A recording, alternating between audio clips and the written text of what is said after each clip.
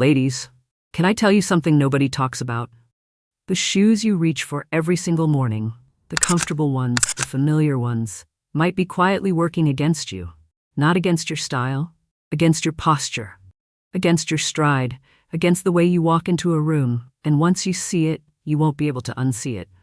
So today, we're going through the 7 shoes doing the most damage after 60, and exactly what to wear instead. Some of these might surprise you. One of them is probably in your closet right now. So, if you enjoy learning how to look elegant and glow effortlessly at this age, hit subscribe to this channel, turn on the notification, and join thousands of other women just like you. Now let's jump into it. The worst shoe number 1 isn't the heel everyone expects. It's the shiny patent leather, pointed flat, sitting quietly in nearly every closet. The one that feels safe, polished, almost glamorous the moment you slip it on. And I understand the appeal completely, because it looks modern, it looks finished, it photographs beautifully next to a tailored outfit. But here's what that glossy little flat is actually doing to you behind the scenes. The sharply pointed toe squeezes your foot into a shape it was never built for, compressing the exact pressure points that worsen bunions and joint pain over time. And because the sole is completely flat with zero arch support, your knees and lower back end up absorbing the shock your shoe should have been handling all along. Which means what felt effortless at 9 in the morning quietly turns into fatigue, stiffness, and a stride that no longer feels entirely like yours by the time afternoon rolls around. And there's a visual cost too, because that high-shine patent finish does something sneaky. It draws every eye straight down to your feet and exaggerates any imperfection instead of complementing the outfit you worked so hard to put together.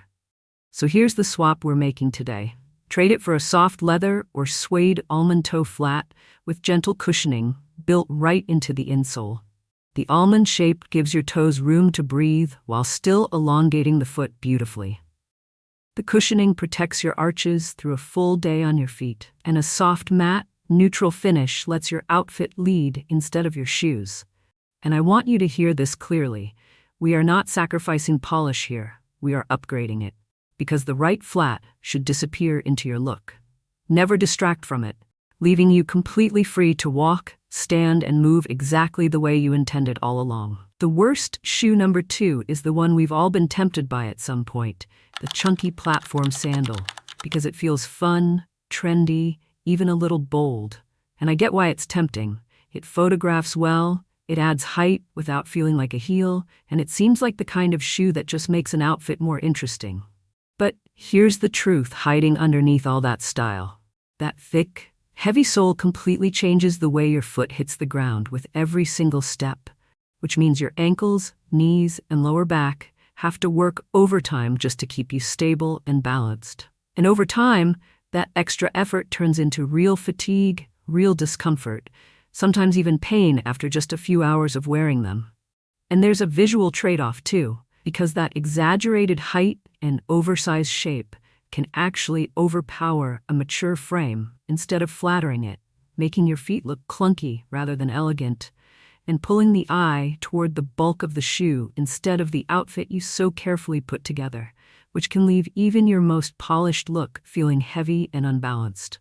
So here's the swap we're making today. A low wedge sandal with a gently tapered sole, because the wedge distributes your weight evenly across your whole foot, which means far less strain on your feet, your knees, and your back. While cushioned footbeds and adjustable straps keep everything secure so you can walk with confidence instead of gripping with your toes just to stay steady. And soft leather or suede gives the whole shoe a polished, sophisticated finish that actually elevates your outfit rather than competing with it. And that's the real win here. You get the lift, the elegance, the lightness you were after, without your body ever paying the price for it. The worst shoe number 3 might be the one you least expect, because I know how responsible it feels to reach for the overly chunky hiking boot, sturdy, practical, built for protection, the kind of shoe that feels like the smart choice rather than a style risk. And I understand why so many of us trust them. But here's what's actually happening underneath all that sturdiness. The thick, rigid sole and oversized design weigh down your legs with every step, making your stride shorter and stiffer than it should be. And that stiffness doesn't just stay in your feet, it travels straight up into your hips, your knees, and your lower back, turning a simple walk into something that feels far more laborious than it ever needed to be. And even when the boot is genuinely high quality, that bulk tends to overpower your frame, making your legs look shorter and heavier instead of strong and capable. And if the lacing sits too tight or the leather refuses to soften, you end up with pressure points around the ankle that make every step a little less pleasant than the last. And from a styling standpoint, these boots rarely pair with anything beyond casual, bulky outfits, which means an otherwise elegant look can suddenly feel clunky and out of place. So here's the swap we're making today. A sleek, lightweight ankle boot with a low-block heel, soft leather or suede that actually molds to your foot, and just enough structure to hold everything securely without ever feeling heavy. A modest heel between 1 and 2 inches elongates your legs and improves your posture instantly. And because the silhouette stays streamlined, you get a boot that works beautifully with pants, skirts, or dresses, giving you all the practicality you need for daily walking, with none of the bulk holding you back. The worst shoe number 4 is the one I expected the most pushback on, the pointy-toe stiletto heel. And I want to say this gently, I see you, I understand the attachment, because so many of us wore these shoes during our most powerful moments. Job interviews, first dates, nights out where we walked into a room and felt absolutely unstoppable. And that memory is real, it matters. But here's what's also real underneath all that glamour. A pointed stiletto asks your body to do something it was never designed to do, funneling your entire weight down through a surface barely the size of a pen tip. And after 60, when bone density, balance, and joint resilience have all naturally shifted, that pressure has to land somewhere, usually your knees, your lower back, and over time, the very walk that's supposed to feel graceful instead becomes stiffened and guarded. The pointed toe makes it worse, compressing your toes into a triangular shape no human foot naturally takes, which is exactly why so many women notice more bunions, more soreness, more tension after regular wear. And research backs this up too. Women who wear very high, narrow heels often develop shorter strides and less confident movement over time. Not more elegance, less. But here's the good news. And it's genuinely good. You don't have to choose between looking polished and protecting your body. So here's the swap we're making today. A low-block heel pump with a rounded or almond toe, giving you a wide, stable base, 1.5 to 2 inches of lift to elongate your legs beautifully, and toes that finally get to breathe. No squeezing, no gripping, no pain by noon, just elegance that actually holds up all day long. The worst shoe number 5 is the one that feels the most harmless, the slip-on flip-flop. The easiest thing you grab the second the weather warms up. And honestly, I understand the appeal. No laces, no buckles, just slide your feet in and go. But here's what that easy convenience is quietly costing you. The thin, flat sole offers almost no support for your arches, which means sore feet, achy knees, and even back strain can show up after just a few minutes of wearing them.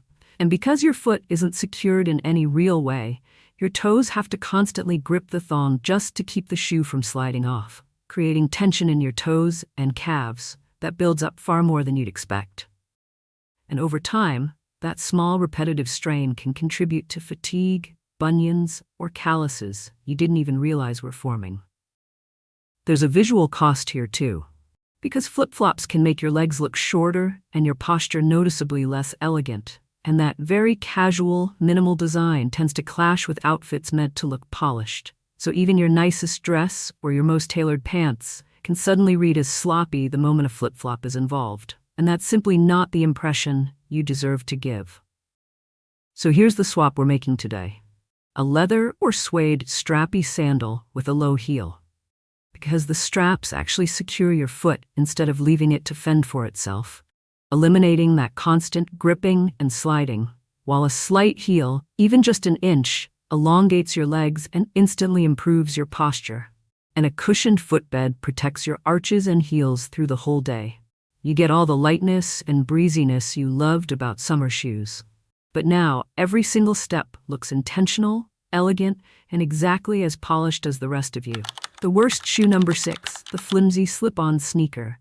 I want you to picture a specific shoe. Lightweight, almost weightless, no laces, slips on in seconds, comes in a dozen colors, sold to women everywhere under the banner of comfort. And I understand exactly why it's everywhere. It's easy, it's affordable, it feels like the responsible choice. But here's the truth underneath that easy convenience. It isn't actually comfortable, not in any way that truly serves your body, because the soft, unstructured sole offers almost no real support, no firm heel counter, no lateral structure to keep your foot stable as you move, which means your arch slowly fatigues with every single step. Your ankles roll inward in ways you barely notice, and the muscles in your calves and shins quietly start compensating for everything the shoe should be doing on its own. And by the end of a full day, you're left exhausted in a way that feels like age, but is actually just footwear failure. There's a visual cost too, because that completely flat, ultra-thin sole cuts your leg shorter and makes your foot look heavier, with no lift, no line, no elongation anywhere in the silhouette. And for women who want their legs to look long and lean. And honestly, that's most of us. This shoe is quietly working against that goal every time you wear it. So here's the swap we're making today. A structured leather sneaker, or a sleek comfort trainer, something with a firm heel counter, a cushioned yet supportive sole, and a contoured footbed that stabilizes your foot properly. And the best part, you don't have to sacrifice style for it. Minimalist designs in neutral tones or soft metallics pair beautifully with cropped trousers or midi skirts, giving you real support and real polish in the very same step. Now, the worst shoe number 7, the overly flat, floppy loafer. And I get the appeal completely. No structure to fuss with, no break-in period, just slide your foot in and you're out the door. But here's what that easy comfort is quietly costing you. The main problem is structure. Or really, the lack of it, because a shoe that collapses around your foot can't give your arches and heels the support they actually need, and your foot ends up sliding inside with every step, creating instability that builds with each stride. And over time, that instability can lead to real foot fatigue, sore arches, and even strain working its way up into your knees, hips, and lower back. There's a visual toll here too, because floppy loafers tend to flatten your entire silhouette and shorten the appearance of your legs. And many of them have a rounded, boxy front that makes the foot look wider or shapeless, which only gets more noticeable when paired with skirts or pants that hit mid-calf or below.